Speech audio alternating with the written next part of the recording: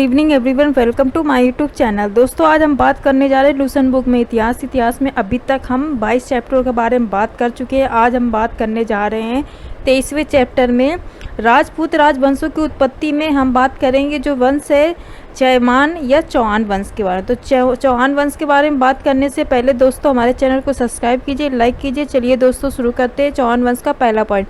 तो चौहान वंश का जो संस्थापक था वो वासुदेव थे और उस टाइम पे जो प्रारंभिक राजधानी की बात करें तो अछिद्रत थी। और बाद में जो अजय राज द्वितीय थे उन्होंने क्या किया था, अजमेर नगर की स्थापना करी थी। उसको जो अहिच्छत्र जो राजधानी थी उसका जो परिवर्तन करके अजमेर को राजधानी में बना दिया गया था। किसके द्वारा बनाया गया था? अजय राज द्वितीय ने, जो अजमेर नगर की स्थापना करी थी, फिर इसको राजधानी परिवर्तित कर दिया गया था। तो ये राजधानी अजमेर हो गई। पहले प्रारंभिक अछिद्र से राजधानी अजमेर में परिवर्तन हो गया। ठीक है, ये मोस्ट इम्पॉर्टेंट है। तो इनके जो चौहान वंश के संस्थापक कौन थे? वासुदेव थे। आगे बात करते हैं इस वंश का सबसे शक्तिशाली शासक की बात करते हैं। अरोराज के पुत्र जो विग्रह राज चतुर्थ थे, विशलदेव जो इनका जो शासन काल था जो एक ईसा थी, जो 1153 से 1163 ईसा हुआ था। ठीक है, तो इनका कार्यकाल पूछते हैं। जो शक्तिशाली शासक अरोराज के पुत्र थे विग्रह राज चतुर्थ, विशलदेव, जो मतलब इनका जो कार्यकाल था जो 1153 से 1163 ईसा था, जिसने क्या किया था, हरिकेली नामक संस्कृत नाटक की रचना करी थी। जिसने क्या किया था? हरिकेली नामक संस्कृत नाटक की रचना करी थी। मोस्ट इम्पॉर्टेंट है हरिकेली नामक नाटक की रचना थी। ये जो मतलब जो ये क्या था, नाटक था कि ये एक कविता थी। तो ये क्या था? ये संस्कृत के नामक का नाटक था। ये मोस्ट इम्पॉर्टेंट है। ठीक है, और किस वंश, हरिकेली जो नामक संस्कृत नाटक था वो किस वंश से रिलेटेड था? चौहान वंश से रिलेटेड था। ये मोस्ट इम्पॉर्टेंट है। नेक्स्ट पॉइंट की बात करते हैं हम।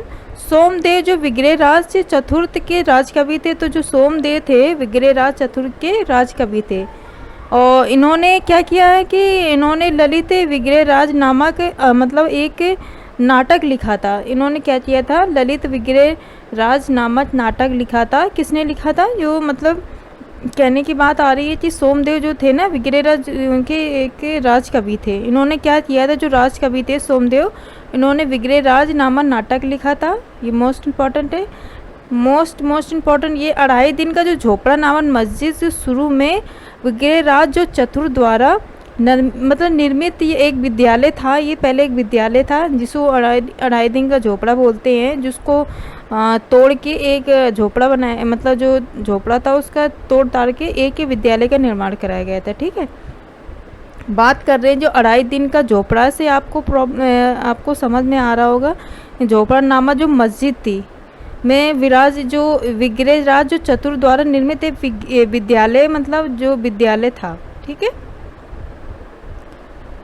नेक्स्ट पॉइंट की बात करते हैं। पृथ्वीराज जो तृतीय थे इस वंश का अंतिम शासक था। तो इस वंश का जो चौहान वंश के अंतिम शासक कौन थे? पृथ्वीराज तृतीय थे। ठीक है, चंद्रवरदयी जो पृथ्वीराज तृतीय के राजकवि थे। तो चंद्रवरदयी कौन थे? पृथ्वीराज तृतीय के राजकवि थे। मोस्ट इम्पॉर्टेंट है, पृथ्वीराज जो तृतीय हैं अंतिम शासक थे चौहान वंश के, और ये चंद्रवरदयी जो है पृथ्वीराज तृतीय जो हैं उनका राजकवि था चंद्रवरदयी। मोस्ट इम्पॉर्टेंट है। जिन्होंने कौन सी रचना करी थी? पृथ्वीराज रासो।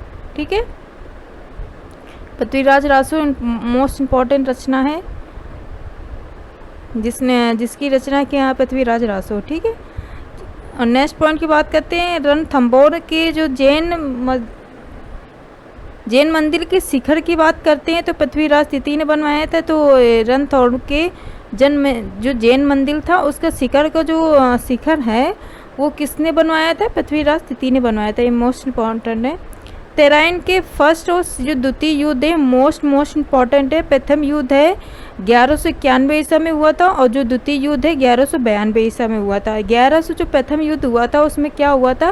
पृथ्वीराज जो तृतीय की विजय और गौरी की हार हुई थी। उस टाइम पे जो प्रथम तराइन का युद्ध था जिसमें पृथ्वीराज राज तृतीय थे और गौरी के बीच में युद्ध हुआ था, जिसमें पृथ्वीराज तृतीय की विजय हुई थी और गौरी की हार हुई थी। और ये किस ईसा में हुआ था?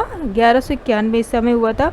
ये तराइन के नाम के प्रथम युद्ध के नाम से जाना जाता है। तराइन का जो द्वितीय युद्ध है उसमें भी गौरी और पृथ्वीराज तृतीय के बीच में युद्ध हुआ था और ये किस सन में हुआ था, 1192 ईस्वी में हुआ था, जिसमें गौरी की विजय हुई थी और पृथ्वीराज तृतीय की हार हुई थी। मोस्ट इंपॉर्टेंट पॉइंट है। तो दोस्तों हमारे चैनल को सब्सक्राइब कीजिए, लाइक कीजिए। धन्यवाद।